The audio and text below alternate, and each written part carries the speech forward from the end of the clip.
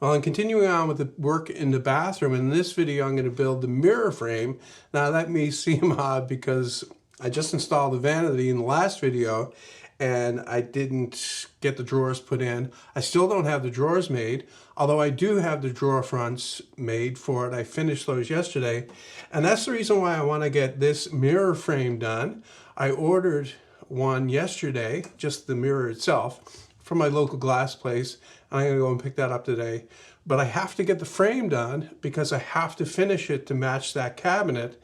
And that means taking it outdoors and spraying it. And I want to do that while the weather's still good. So for the frame itself, I'm going to be making it from plywood. People will probably think that that's an odd thing to do, but I want it to closely match the vanity. And the majority of what shows on the vanity is plywood. The drawer fronts are all plywood. The sides is just a face frame that's solid wood. So to get started, I'm going to rip these pieces to 3 1/8.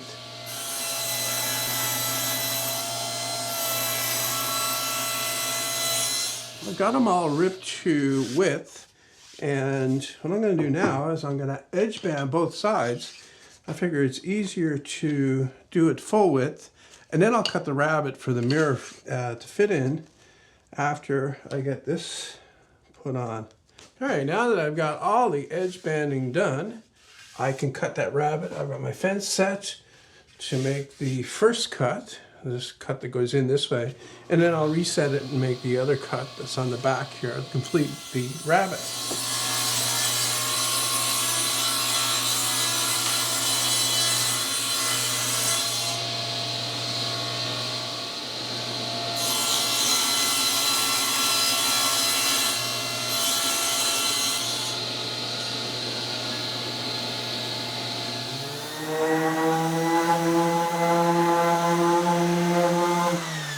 I finished sanding the face with the random orbit sander. One important thing when you're making something that has to match something else is to follow everything you did with the other one as precisely as you possibly can. And, you know, I could have gotten away with hand sanding these, but this leaves kind of a little bit of a swirl pattern that's hardly noticeable. But when the stain goes on, if it's not there, it may look different. I don't know for sure if it will, but why take the chance? First place I'm going to stain is on the inside of the rabbet here. That's important to stain every part of this, actually. Not just the parts that show, because the stain actually acts as kind of the finish. And also in here where the where the rabbet is, you're going to be able to see it because of the reflection from the mirror. So that has to be dark. So I get a lot of stain in there and make sure that actually happens. And just like the cabinet that I did and the drawer fronts that I did yesterday, which I didn't film, of course, I'm just wiping this on. I'm not wiping it off with a dry rag after. I'm just putting on as much as will soak into the wood without wiping off the, I can't say excess because there's no excess. You want to aim for no excess on the surface. You just want to put on enough to soak in so that it doesn't look like wet, you know, and you're not leaving streaks. And when you do that, I find that you wind up with the most even looking stain job. And you might be wondering why I'm doing this without putting the frame together. And the reason is that I want to have the mirror itself. I gave them the dimensions. I told them it has to be 30 by 28, but I don't want to get fooled on that. So I decided to go ahead and make these parts. I have to leave them to dry overnight, so I'll be able to assemble the frame tomorrow. And having it stained like this really won't be an issue anyway. It is the next day, and I've got the mirror, as you can see.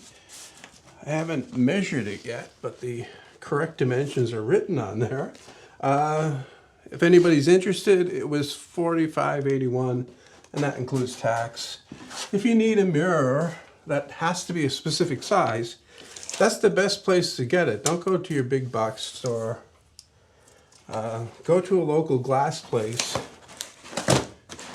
and they should get it for you or cut it for you because they have it in stock by the next day.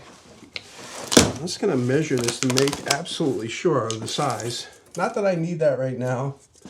but I am curious.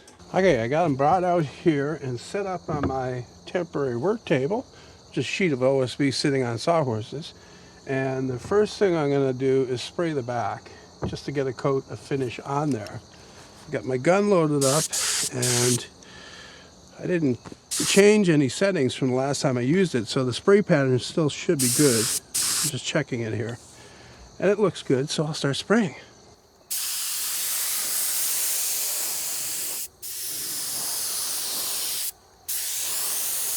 Okay, I gave it about 10 minutes and I flipped them over, and I'm going to spray the first coat on the front. And then I'm just going to continue on with that. I'll be spraying on 4 coats of this with about 15 to 20 minutes in between coats. Then after those 4 coats go on, I'll be able to wait for a few hours until it gets dry enough that I can sand it. And then I'll sand it smooth and I'll go over it again with the clear 4 coats of that.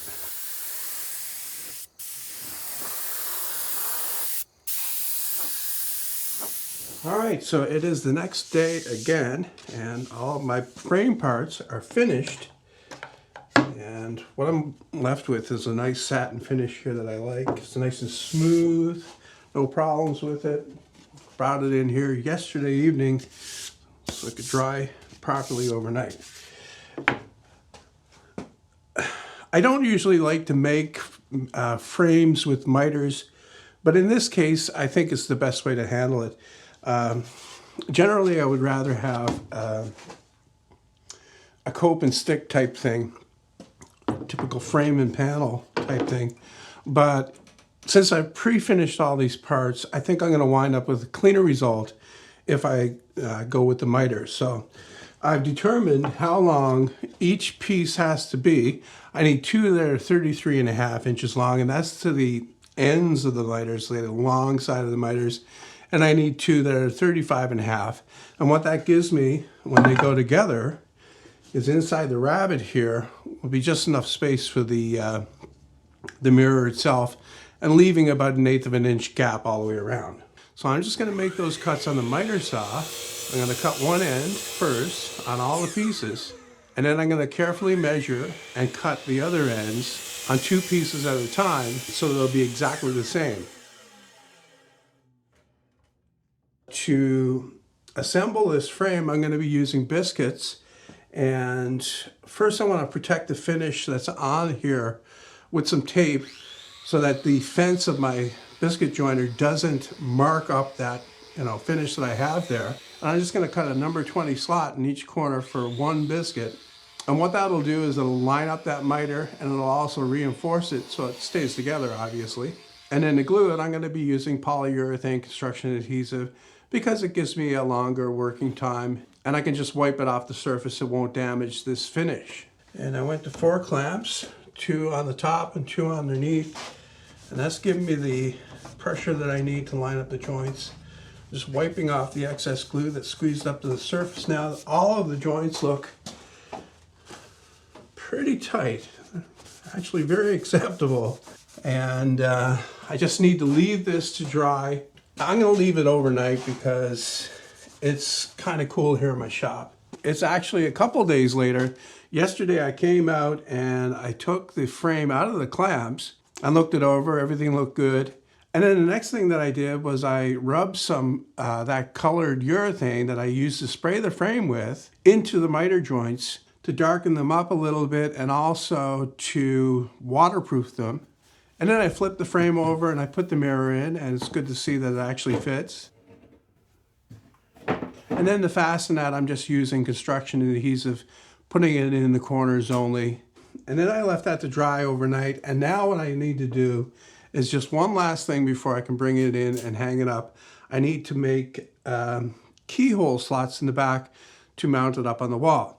And the first thing I want to do is take my brad point drill here. This is a 7/16 inch drill, and I've marked out the locations on the frame here, and I'm going to drill the hole first with this. And what that does is it gives a place for the router bit to start from, so I don't have to try to route that out, and it more accurately locates the slots. And I'll just use the router bit to cut the actual slot up about 1/4 inch.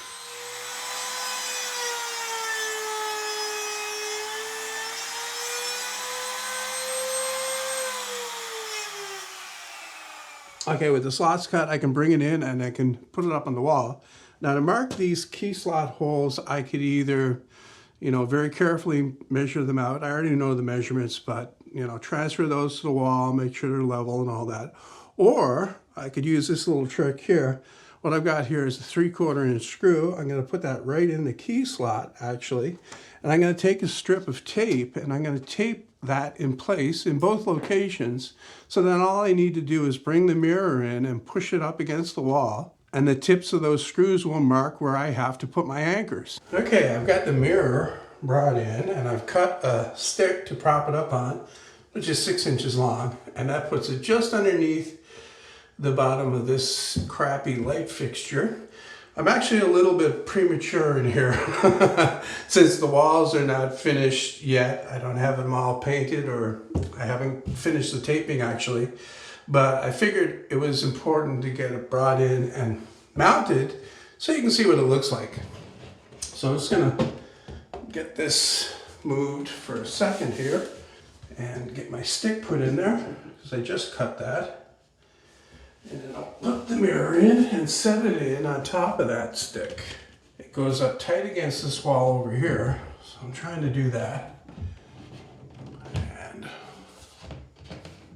now I can push it in place to mark those screw locations. Then I'll take it down again. I'm just going to drill a 1/4 inch hole. And then I can drive in these plastic anchors that the screws will screw into.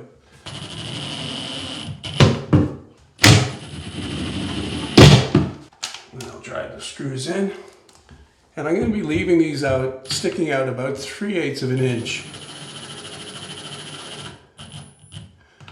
I'm just judging that by eye.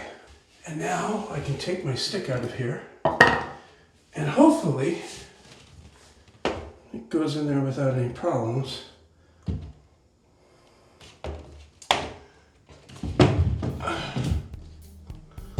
Voila! How's that look?